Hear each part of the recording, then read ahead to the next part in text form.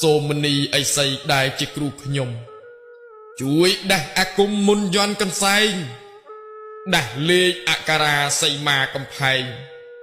អឋានកំហែងបាតស្ទឹងសង្កែប៉ែតដានសាដានជួយដោះបញ្ហាលែងវិជាការសំញែងរទ្ធីចុចម្រៀមជើងមួយរញ្ជួយធរណី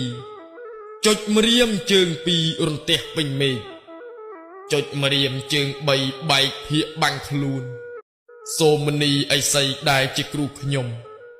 ជួយដាស់អាគមមុនយន់កន្សែងដាស់លេខអក្សរាសីមាកំផែងអឋានកំហែងបាតស្ទឹងសង្កែប៉ែតដានសាដានជួយដោះបញ្ហាលែងវិជាការសំញែងរទ្ធីចុចម្រៀមជើងមួយរញ្ជួយធរណីចុចម្រៀមជើងពីររន្ទះពេញមេឃចុចម្រៀមជើង3បែកភាកបាំងខ្លួន